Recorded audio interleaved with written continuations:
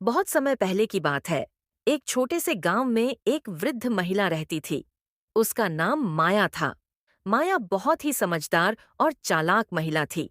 उसकी उम्र तो बढ़ी थी, लेकिन उसकी आंखों में अभी भी चतुराई का आभास था। लोग उसे बहुत सम्मान देते थे, क्योंकि वह अपनी बुद्धिमत्ता से न सिर्फ अपनी समस्याओं का समाधान करती थी, बल्कि गांव के लोगों की मदद भी करती थी। हालांकि माया की एक विशेष आदत थी। वह अक्सर छोटी छोटी बातों को अपने फायदे के लिए बदल देती थी, और दूसरे लोग यह समझ नहीं पाते थे कि वह कब, कैसे और क्यों ऐसा करती थी। गांव में माया के पास एक बगीचा था, जिसमें बहुत सारे फल, फूल और पेड़ पौधे उगते थे। वह अपना बगीचा बड़े शौक से संभालती थी और हमेशा अपने बगीचे से ताजे फल और फूल इकट्ठा करती थी। उसके बगीचे में कई प्रकार के पौधे थे, लेकिन उसे विशेष रूप से उसके आम के पेड़ से बहुत लगाव था। बगीचे में उसे किसी और के हस्तक्षेप की बिल्कुल भी पसंद नहीं थी, और वह अपने पेड़ और पौधों को हमेशा सुरक्षित रखने के लिए चौकस रहती थी। एक दिन गांव में एक व्यापारी आया। वह दूर दूर से सामान लाता था और गांवों में जाकर उन्हें बेचता था। उसका नाम रामू था। रामू व्यापारी ने सुना था कि माया के बगीचे में बहुत अच्छे फल और फूल उगते हैं, तो वह माया से मिलने के लिए उसके घर गया। रामू ने माया से कहा, माया बहन, मैं आपसे बहुत अच्छे फल और फूल खरीदना चाहता हूँ। क्या आप मुझे कुछ बेचेंगी? माया ने रामू की बातों को ध्यान से सुना और फिर एक मुस्कान के साथ जवाब दिया। तुमने अच्छा सवाल पूछा है रामू। तुम मुझे कुछ विशेष पेशकश करो और मैं तुम्हें वो फल और फूल दे सकती हूँ जो तुम चाहते हो। रामू ने कहा। मैं तुम्हारे लिए अच्छे दाम देने के लिए तैयार हूँ। बस तुम मुझे वो फल और फूल दे दो जिनसे तुम खुश हो। माया ने थोड़ी देर सोचा और फिर कहा। ठीक है, लेकिन एक शर्त है। तुम्हें मुझे मेरे बगीचे के पास एक छोटा सा घर बनाना होगा, ताकि मैं वहां आराम से बैठ सकूं और अपना काम कर सकूं। इसके बदले मैं तुम्हें फल और फूल दूंगी। रामू, जो अपने व्यापार में कोई भी अवसर खोना नहीं चाहता था, तुरंत राजी हो गया।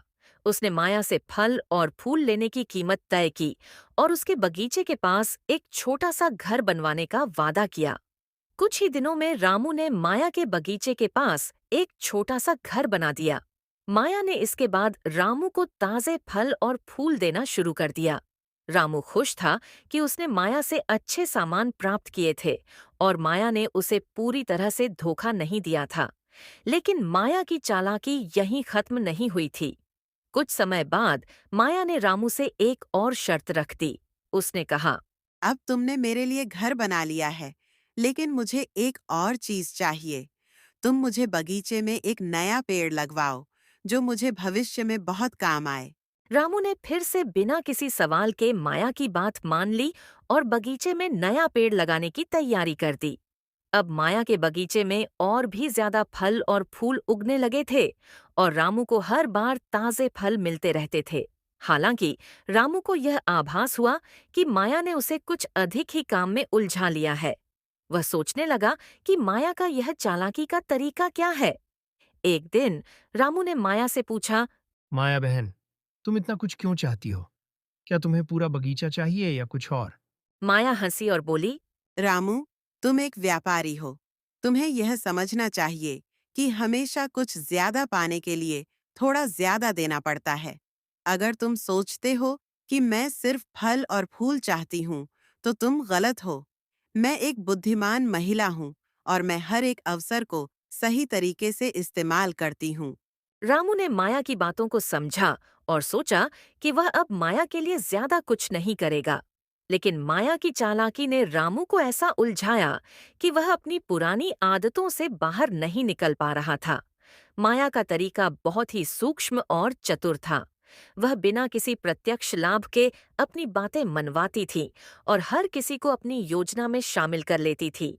माया की बुद्धिमत्ता की कोई सीमा नहीं थी। वह किसी भी स्थिति को अपने अनुसार मोड़ने में माहिर थी। गांव के लोग उसकी बुद्धिमत्ता और चालाकी को सराहते थे, लेकिन कभी-कभी वे यह भी महसूस करते थे कि माया उन्हें पूरी तरह से नियंत्रित करती है और अपने लाभ के लिए इस्तेमाल करती है। एक दिन माया की चालाकी का खुलासा हुआ।